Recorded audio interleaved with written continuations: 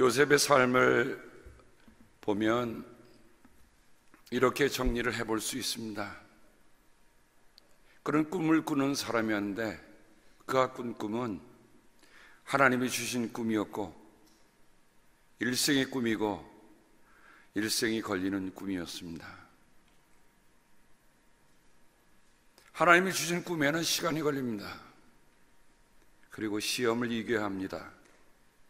시련을 견뎌내야 합니다. 그리고 그 시작도 그 끝도 하나님이십니다.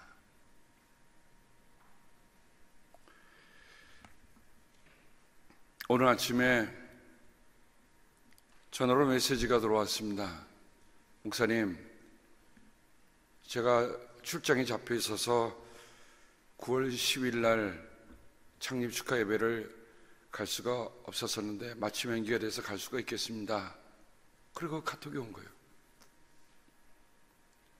감사해서 제가 고맙습니다. 그날 뵙죠. 그러더니 목사님, 지난번에 우리 장학위원회에 제가 참여한다고 했는데 그때 너무 바빠서 마음을 표현하지 못했습니다. 목사님, 제가 잠시 찾아가 뵈도 될까요? 제가 그러시지요 했더니 차고 앞에 와 있습니다. 그 불이 났게 내려가서 문을 열었더니 차고 앞에 차를 딱 대고 환한 얼굴로, 밝은 얼굴로 저를 맞이해 주는 겁니다. 사람이 얼굴만 봐도 반가운데 참 오랜만에 뵀습니다. 그래서 서로 하고 하는데 목사님, 그러면서 봉투도 미리 준비 못했습니다. 이거 무엇으로 쓸까요? 지난번에 장학홍보를 했으니까 장학홍보로 쓰십시다. 그리고 체크 한 장을 건네주는 겁니다. 돌아보니 참 지난 20년 동안에 함께 섬겨왔던 성도들 가운데 여전히 지금도 같이 있지 않아도 마음을 같이 해주는 우리 성도님들이 있다는 게 마음의 감동입니다. 마음이 뭉클해지고 가슴이 따뜻해지고 눈시울이 붉어졌습니다.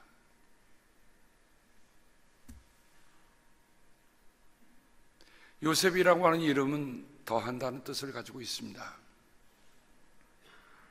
요셉은 아버지 야곱에게, 그 형제들에게, 그 민족에게 동기를 더하여 준 사람입니다. 저는 오늘 아침에 만났던 우리 사랑하는 믿음의 성도님이 저를 향해서 아니라 교회를 향한 그 사랑을 보면서 참 마음에 늘 더해주는 플러스 인생이구나 하는 생각을 가졌습니다. 사람에게는 머리로 사는 인생이 있는가 하면 가슴으로 사는 인생이 있고 또 뱃속으로 사는 인생이 있습니다. 그래서 머리로 사는 사람을 갖다가 우리가 지능지수가 높다, 그 사람 머리가 좋다라고 얘기합니다. 가슴으로 사는 사람은 단순히 감성이 아니라 정말 마음을 같이 하는 사람들입니다. 근데 더 깊이 내려가 보면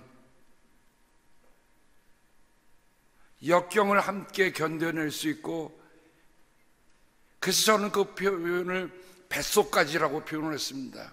아니, 뱃속뿐만 아니라 뼛속까지. 그 사람이 살아가는 데는 이 세 가지가 다 있어야 돼요. 머리로, 가슴으로, 뱃속으로. 어찌 보면 요셉의 이 이야기는 이 세 가지를 우리에게 무엇인가 보여주고 있는 아주 놀라운 스토리입니다. 창세기 50장밖에 안 되는데 50장 중에 사실은 믿음의 아버지인 믿음의 조상이라고 하는 아브라함보다도 요셉의 스토리가 더 깁니다.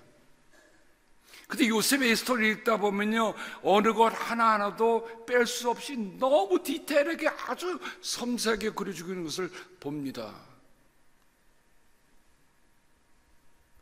레아와 라헬이라고 하는 야곱의 두 부인 사이에 생겼던 경쟁력. 레아는 아들을 쑥쑥 잘 낳았는데 라헬은 아기를 낳을 수가 없었습니다. 마침내 아기 하나를 낳습니다. 그리고 그 아이의 이름을 하나를 더 주시면 좋겠네, 하나를 더 해주시면 좋겠네. 그래서 요셉이라고 붙인 거예요. 요셉은 더하다는 뜻이거든요. 라헬이 요셉을 낳은 뒤에 야곱이 라반에게 말합니다. 제가 고향 땅으로 돌아갈 수 있도록 저를 보내주십시오. 어쩌면 야곱의 그 거친 인생 속에서, 야곱의 정말 약삭빠른 인생 속에서 요셉이 태어난 것은 그 인생을 새롭게 보게 하는 동기를 더해준 아들이 되었다는 거죠. 그래서 인생을 다시 돌아보면서 이제는 내가 여기서 머물러 있어서는 안 되겠다, 고향으로 가야겠다, 그것을 일깨워준 게 요셉의 태어남입니다. 창세기 37장에 보면 야곱의 역사는 이러하다라고 얘기합니다. 근데 야곱의 역사는 이러하다인데 거기 나타나는 주연은 요셉이에요. 야곱이 아닙니다.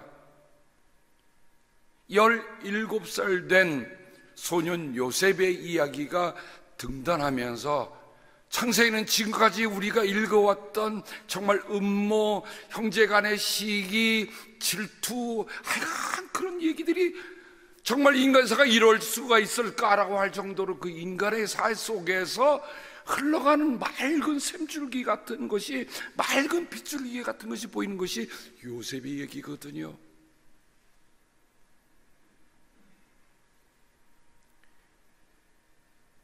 그 야곱이 늙음하게 난 라헬 때문에 7년의 노동을 해도 그것을 끄떡없이 견뎌냈던 야곱이니까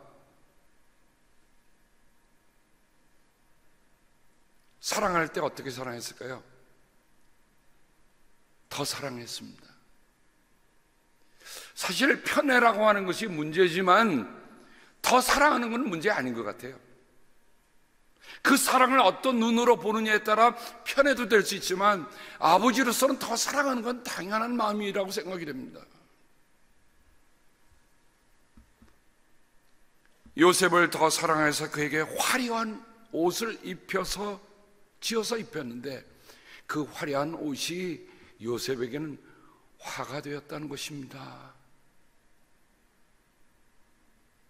형들이 보니 자기네들은 늘 일하는 옷을 입고 다니는데 세상에 그 화려한 옷이라는 것은 일 안 하도록 발목까지 덮는 치럭치럭한 옷입니다. 그러니까 그 옷 입고 일하지 말고 너는 쳐다만 보고 아버지애들 형들이 일하는 거 보고 종들이 일하는 거 보고 나한테 일러 바쳐라 하는 것밖에는 아무것도 없습니다. 그러니 그 다음부터 형들 사이에는 요셉을 어떻게 합니까? 한마디 다정한 말을 건네는 적이 없다. 야, 성경 표현한데요, 이 말을 읽으니까 가슴이 아파. 그래도 형제잖아요.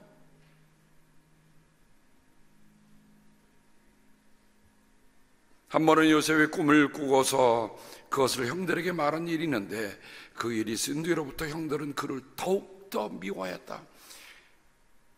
결국 그 꿈 이야기하고 아버지 엄마에게 꿈 이야기한 후에 결국 요셉은 형들의 미움을 더 사게 돼서 형제간에 일어난 반목들, 성경을 거슬러 올라가면 아담과 하와가 낳았던 두 아들 사이에 일어났던 살인, 거기는 한 아버지 한 어머니 속에서 일어난 자식 간에 일어난 살인이었어요. 누구 때문에 일어납니까? 하나님을 두고 일어난 일입니다. 그러니 형들이 요셉을 미워한다고 우리가 너무 책할 필요는 없을 것 같아요.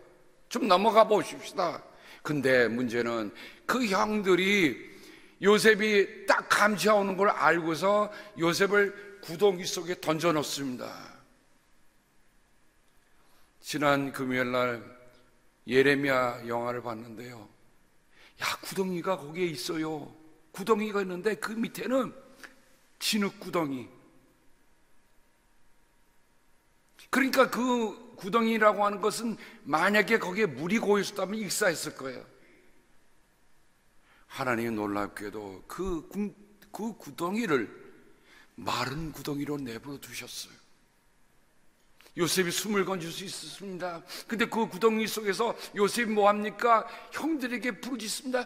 형, 왜 그래? 어찌 이처럼 얘기했겠어요? 형, 살려주세요!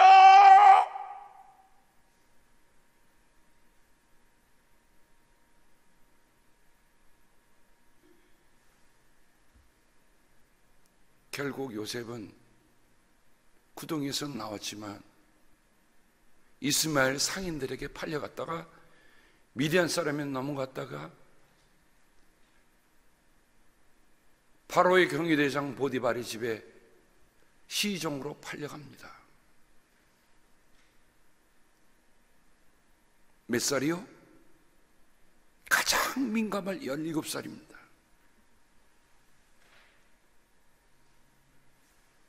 미움이 왜 살인입니까? 요한일서 3장 15절에 보면 자기 형제 자매를 미워하는 사람은 누구든지 살인하는 사람입니다. 살인하는 사람은 누구나 그 속에 영원한 생명이 머물러 있지 않다는 것을 여러분은 압니다.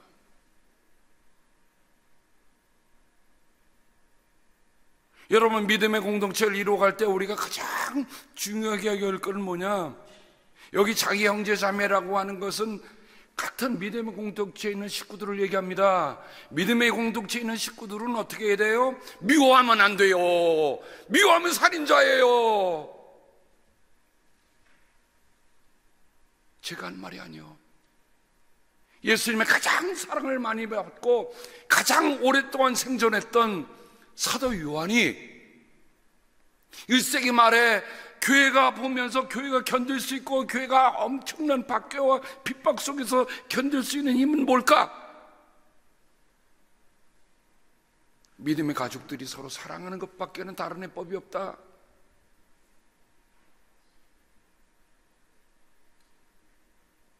여러분, 돌이켜서 보면 요셉이 그 구덩이에 던져지고 팔려지고 가는 그런 장면을 보면서 말이죠, 겨우 목숨은 살렸지만 이제 이스마엘 상인들에게 끌려가는 그 요셉을 보면서 형들은 어떻게 했을까요?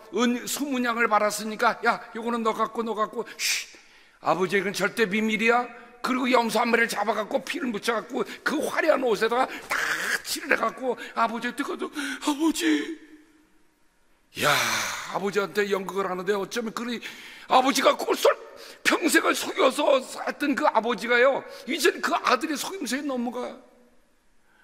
이 아이 옷내 그 아들 옷 맞는데 죽은 것이 분명하구나.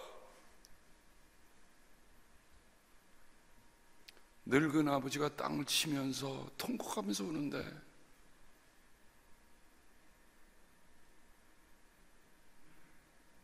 여러분, 이게 가족입니까?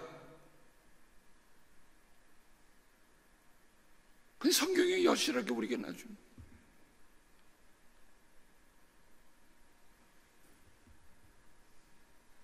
팔려간 요셉, 여러분, 노예로 팔려갔다고 하는 것은 그에게는 그저 생명을 부지할 수 있는 노동력을 뺏을 수 있을 만큼만 먹여주고 옷도 그냥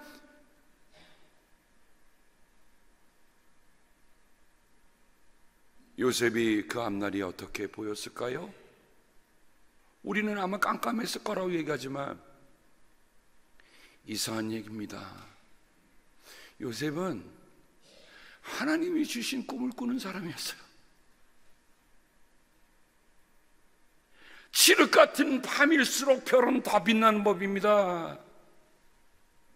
아까 제가 꿈을 할 때 하늘의 달과 별을 그려놓은 그림을 여러분이 보였습니다만 깜깜한 밤일수록 별은 더 환하잖아요.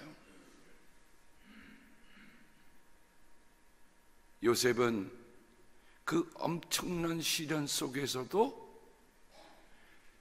하나님의 꿈을 꾸며 그 얼굴이 한 번도 찌그러지지 않았을 것 같아요. 보디발의 집에 갔을 때 그 용모가 빼어났다, 준수했다라고 기록합니다. 여러분, 사람이요 너무 고난받고 인상 쓰면 얼굴에 다 일그러지게 돼 있어요. 어저께 제가 우리 교회 몽골 선교에서 수고하는 우리 성도님들 얼굴 보니까요, 야, 어쩜 그렇게 천사들이세요? 얼굴이 생글생글 하시고 오시는데, 그분들 평생 별로 장사도 안 해보시는 것 같은데, 이건 어떻고 이건 저렇고 자세히 설명해 주는데 안 살던 사람이 하나 더 사가더라고요. 저 옆에서 다 지켜봤어요. 하나님이 주신 그 꿈을 꾸는 사람은요, 아무리 어려움이 와도 얼굴이 구겨지는 법이 없는 줄 믿으시기 바랍니다. 오늘부터 빨리 여러분 손거울 있으면 얼굴 보세요. 내 얼굴은 어떤가? 제가 안 꺼내보셔도 돼요. 여러분의 얼굴은 정말 천사의 얼굴처럼 환한 얼굴인 것에 감사를 드립니다. 이럴 때 아멘 왜 안 하시죠? 이럴 때는 아멘 하셔도 돼요. 근데 창세기 후반에 요셉의 썰을 쭉 읽어가다 보면 딱 한 가지가 걸립니다. 뭐가 한 가지 걸려요? 분명히 형제들이 버리고 다 버림받고 잊은 죽은 사람처럼 여겨진 그 요셉의 앞날 어떻게 펼쳐질까라고 보는데 성경은 우리에게 이렇게 합니다. 주님께서 요셉과 함께 계셔서 앞길이 잘 열리도록 그를 돌보셨다.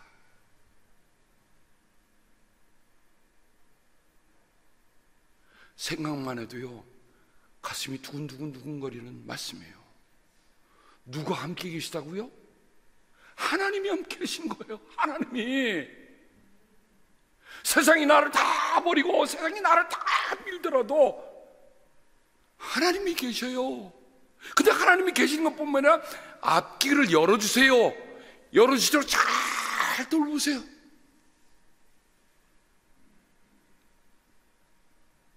그런데 보디발의 눈에도 성경이 이렇게 적어주십니다.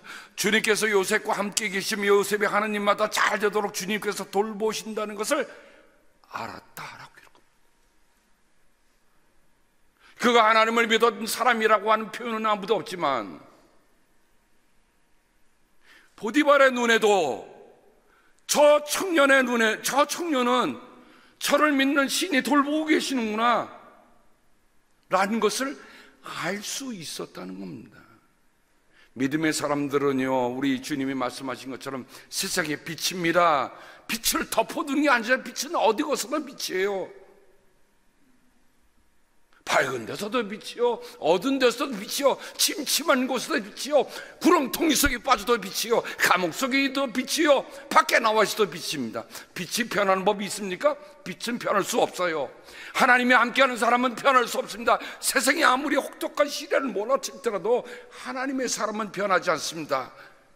하나님이 그 안에 계시기 때문에, 하나님이 함께 하시기 때문에.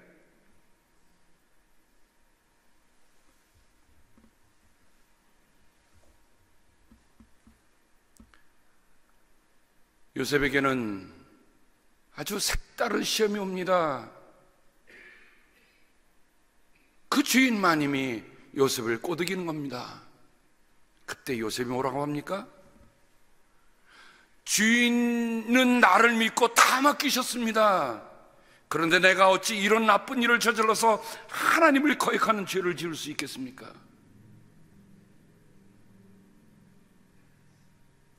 요셉은 하나님을 믿고 하나님을 따르는 일들은 나를 믿어주는 사람에 대해 최선의 믿음을 주는 거다 고백하고 사는 거예요.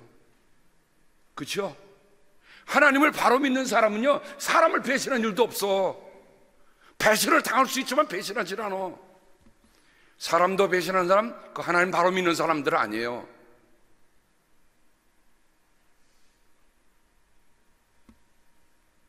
우리가 하나님 믿는다면서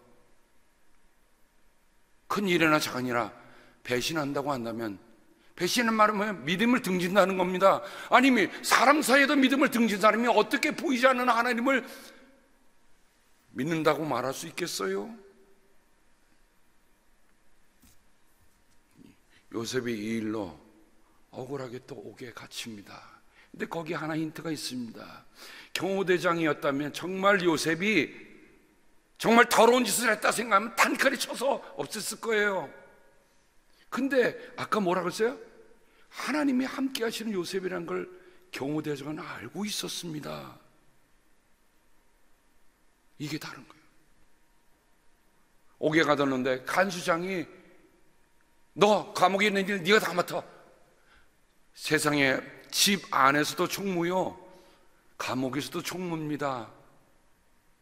성경은 우리에게 이렇게 합니다. 주님께서 그와 함께 계시면서 돌보아 주시고 그를 한결같이 사랑하셔서 간수장의 눈에 들게 하셨자. 하나님의 사랑이 이랬다 저랬다 하지 않죠. 한결같이 사랑하세요.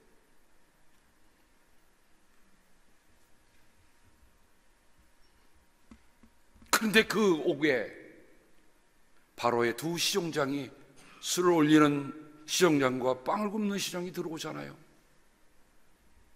꿈을 꿨습니다. 요셉은 다 다니면서 사람의 안색을 봤어요. 무슨 이상한 일이 있으십니까? 불편한 일이 있으십니까? 꿈을 꿨네. 결국 그 꿈을 해준 잔을 올리는 시종장은 살아났어요. 빵을 굽는 시종장은 처형을 당했습니다. 그런데 요셉이 뭘 부탁합니까? 잔을 올리는 시종장에게 만일 나가거든 나를 구명운동을 해주십시오. 나는 나쁜 짓을 저지른 적이 한 번도 없는 사람입니다. 나는 이 구덩이에 들어올 만한 일을 한 적이 없습니다. 그런데 창세기 40장 끝절에 보면 술잔을 올리는 시종장은 요셉을 기억하지 못했다.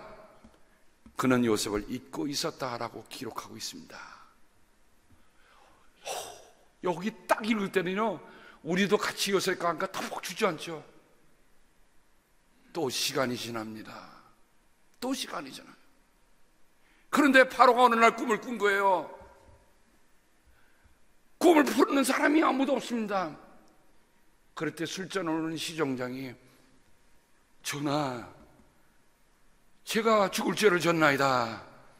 제가 옥에 갇혀 있을 때 제 꿈을 해석한 히브리 사람 하나 있는데 그 사람을 부르면 전하의 꿈을 해석할 수 있을 것 같사옵니다. 불러드립니다. 7년의 풍년과 7년의 흉년. 그러면서 요셉은 얘기합니다. 그래, 네가 꿈을 잘 푼다는 그 아이냐? 내 꿈이 이러이러한데 그 꿈을 내가 풀 수 있느냐? 그때 요셉이 얘기합니다. 그것은 하나님이 하시는 일입니다. 여러분, 여기서 우리 요셉의 마음의 중심 속에 요셉이 꿈을 꾸는 일들 뿐만 아니라 꿈을 해석하는 일도 다 들어맞았잖아요. 그러면 자기가 지금 목숨을 살려야 되니까 전화 말씀해 보세요. 제가 꿈을 꿀 수 있습니다. 제가 손 한 번 얹으면 다 벌떡벌떡 일어날 수 있습니다. 그렇게 얘기할 수 있잖아요. 근데 요셉은 그렇지 않아요. 하나님만이 하시는 일입니다.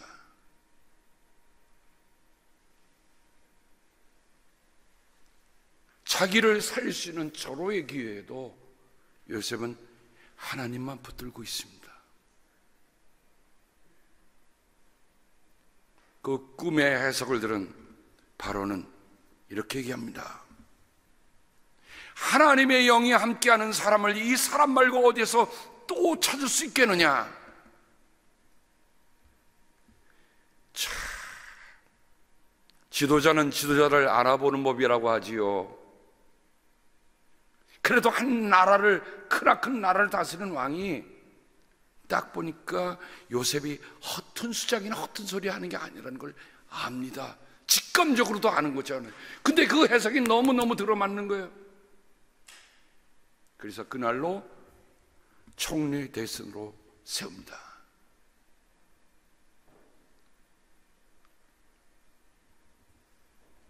그리고 요셉은 제사장의 딸과 결혼하고 첫 자식을 낳으면서 그 아이의 이름을 므낫세, 다 잊어버렸다. 하나님이 나의 온갖 고난과 아버지 집 생각을 다 잊어버리게 하셨다. 왜 상처가 안 됐겠습니까? 17살의 형들에 의해서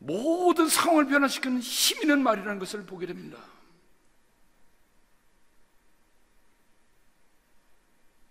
내가 살아온 모든 순간순간에 함께 하신 그 하나님이셨습니다. 시편에 보면 주님은 그들보다 앞서 한 사람을 보내셨으니 그는 종으로 팔린 요셉이다. 사람들은 그 발에 착고를 채우고 그 목에는 쇳칼을 씌웠다.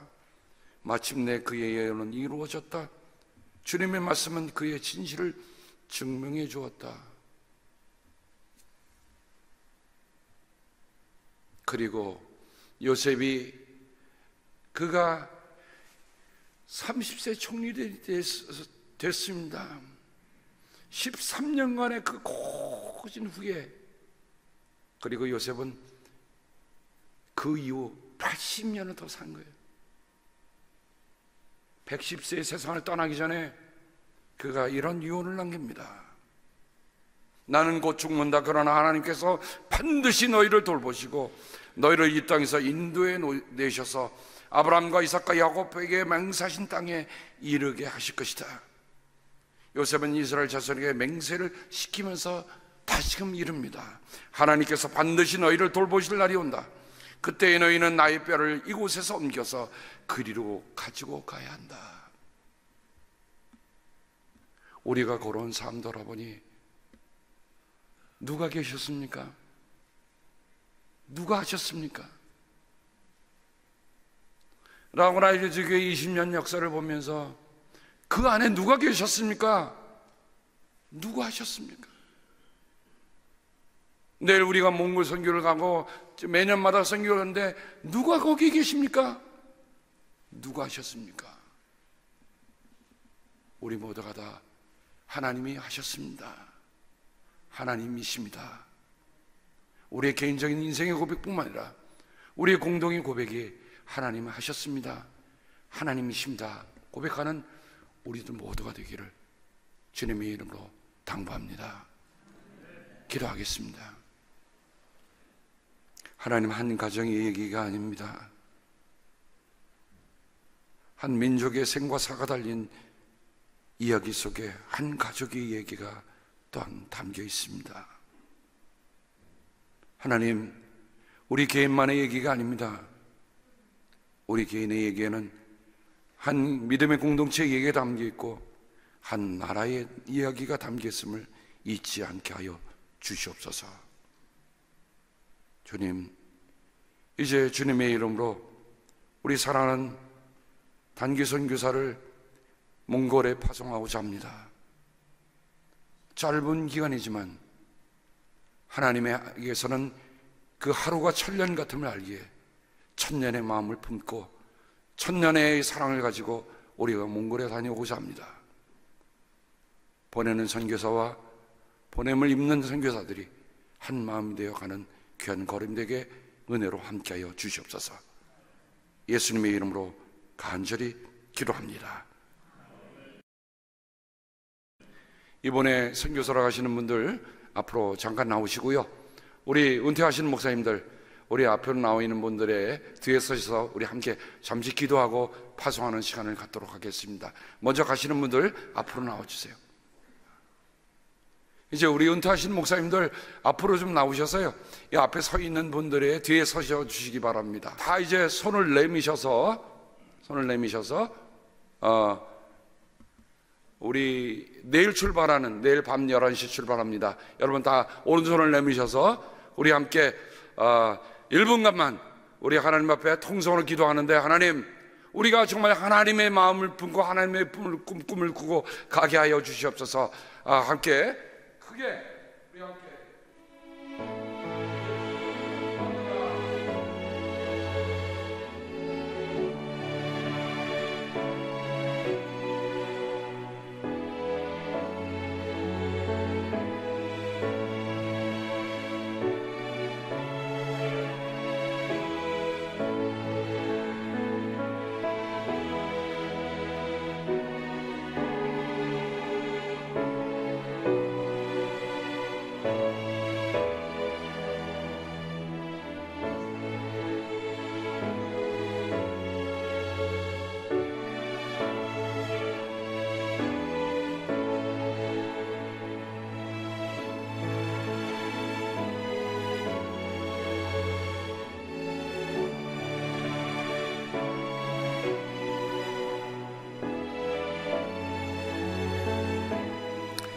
사랑과 은혜가 풍성하신 하나님, 이제 귀한 종들이 주께서 주신 사명 감당하기 위해서 먼 길을 떠납니다.